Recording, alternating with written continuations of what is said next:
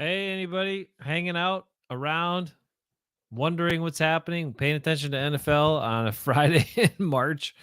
Um, I didn't think we were going to come on today. I didn't think we were going to do anything today. And then some things happened with the Packers, of course, and nothing official, but things were said. Things were said publicly that have not been said before. And once again, it's Mark Murphy, who I think he's proven he's the perfect adversary for Aaron Rodgers. Aaron Rodgers and his passive aggressive ways. Mark Murphy just puts these things up publicly.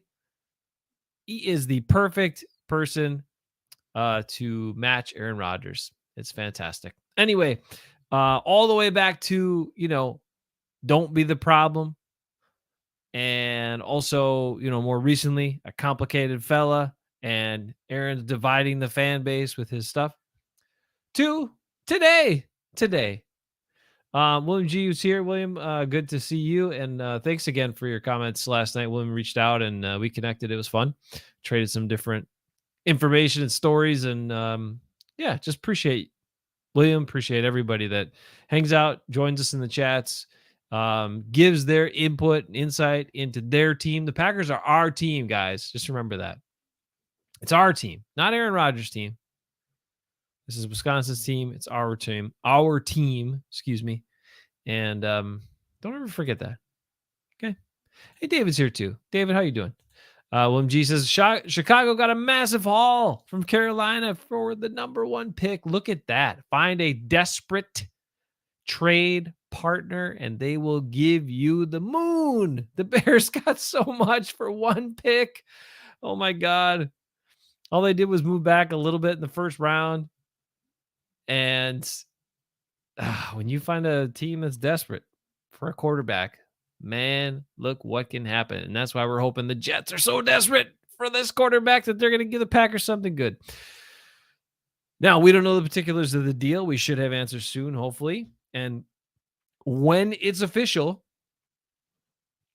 we will have our official Aaron Rodgers is no longer a Packer party. But until we get to that official point, we're not going to do that quite yet. However, things are seeming even more clear from the Packers organization. Mark Murphy spoke today. Mark Murphy, the stuff he said. Oh my God. 2 different interviews, right? So here's the scoop for you national media who, and even not national media, but some people who are like Packer podcasters and bloggers and whatever else, but especially the podcasters who, say they're, Packer ones or whatever. Just a little insight to you from Wisconsin, from a person who's grown up in Wisconsin, who grew up in the Green Bay area, who's lived in Wisconsin his whole life.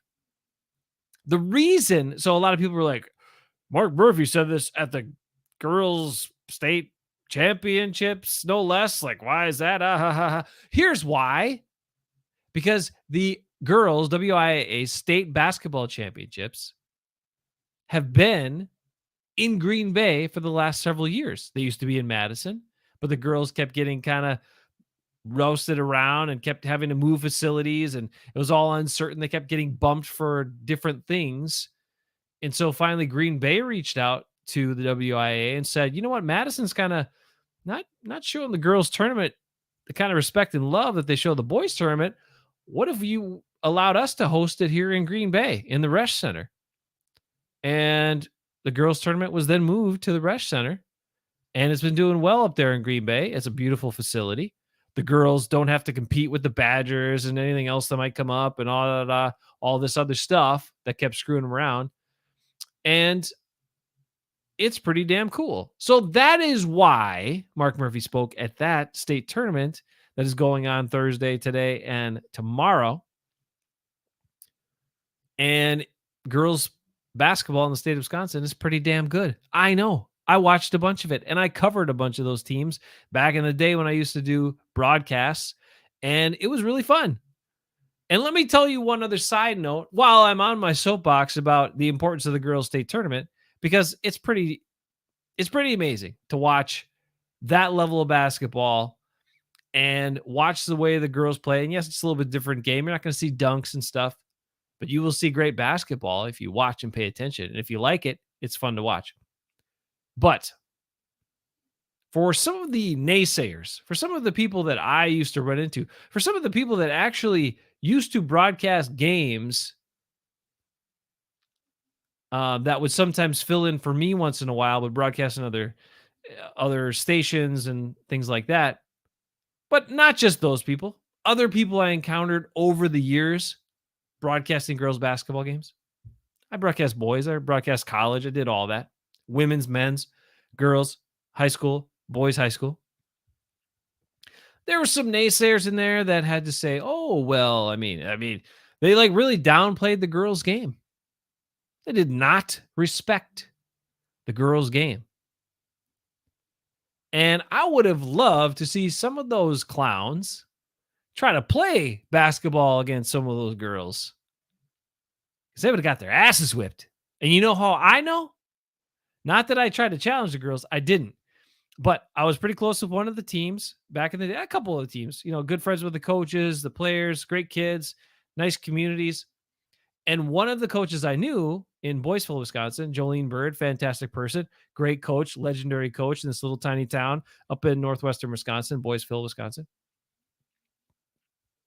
To make her girls, to challenge her girls, to make them stronger, to make them tougher, to make them have to shoot over taller players and deal with a lot of things that they might deal with we'll get to the Bears in a second. In that, I just have to finish this thought. That they might run into at the state tournament, things like that. She would have boys and invite boys and people in the community to come in and scrimmage her girls once in a while. And I used to broadcast a bunch of her games, me and Moose Clancy, and also Moose Butler, and then also Vikey Mo, who you've heard from on this show before. And so we went to a couple times, participated in some of these scrimmages. And I'll tell you what, those girls ran circles around us and they beat us up. They were physical as hell. And they kicked our ass. So, any of you people out there who don't respect the girls' basketball game, especially in the state of Wisconsin, but plenty other places too, I'd like to see you play them. I'd like to see what they could do against you. Probably a lot.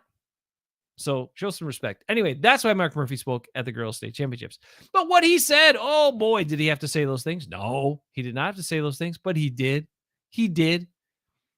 Now, some longer quotes, and he tried to do some ass covering in there, Mark Murphy. But what he says, in a number of ways, he talked about a couple of different things, but some of the most compelling comments were it was two separate interviews. It happens in our game. Very few players play for only one team. Obviously, Brett Favre had a great career here. Aaron had a great career here. Regardless of what happens, Aaron will be in the Pro Football Hall of Fame. He'll be in our Hall of Fame. We'll bring him back and retire his number. Now, it could just have been a slip, but he's speaking past tense there, guys. I don't know. That's one thing you could certainly read into a bit. Also, he talked about trying to make a situation and take the situation that was going to be best for everybody, good for both Aaron and the team. That sounds like two different things going in different directions to me. Acknowledge that the Packers gave Rodgers the opportunity and permission to speak with the Jets, or the Jets to speak with him. And then he also said it's in everyone's interest for the saga to come to an end soon. The unofficial start of free agency is Monday, with the signing period beginning on Wednesday. Now, someone probed him and was like, well, I mean, is there a scenario in which Rodgers could return to Green Bay as a starting quarterback in 2023? And Murphy stumbled around that answer. Almost as bad as me so far this show. And he's like, yeah, if things don't work out the way we want them, yeah, he's obviously a great player. It's trying to find what he wants and what we want, and hopefully we can find a win-win situation.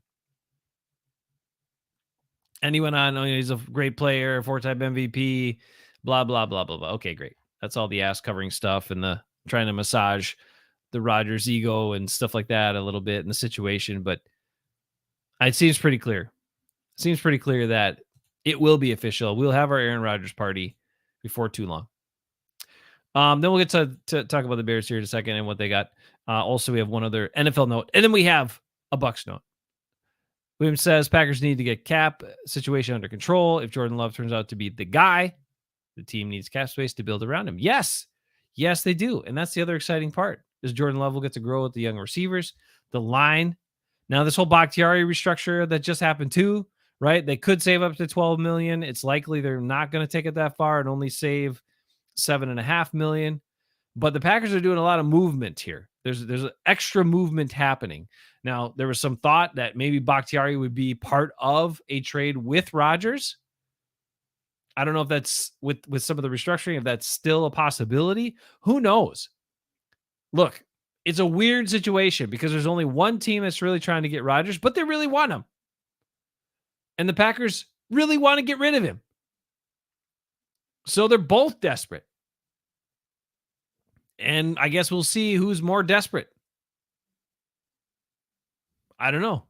Hopefully they find something and come together that'll be equally beneficial to both desperate parties. But it is very clear. The Jets desperately want Aaron Rodgers because they're in such a bad situation with their quarterback spot, but everything else is pretty good, and they lost it on Derek Carr. And the Packers desperately do not want him around anymore. They want to get rid of him. They want to move him.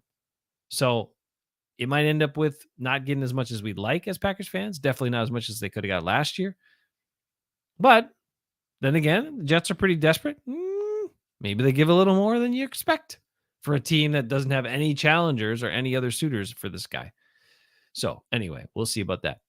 All right, to the Bears. Anyway, guys, could be a fresh new look in Green Bay soon. Okay, we'll talk about that later. Okay, Bears got $100 million in cap space. Yes, they do. They have a lot of cap space and a lot of draft picks now. So look at all the things they got from the trade, and they picked up a good receiver, or at least a dynamic young receiver. Look, the Bears got a haul, but they're a bunch of picks. They got to make the right choices on those picks. Now, you can build a team with drafting correctly. We'll see how well they do. Regardless, I don't think the Bears are going to instantly become like a contender. So it's going to take a while for those things to develop and show themselves, everything they got out of the trade. But it also gives their GM, Ryan Poles, and their head coach, Matt Eberflus, after a really rough season, probably a little more breathing room, probably a little more leash from ownership to say, look, we've got all these things now. Let's see how we did.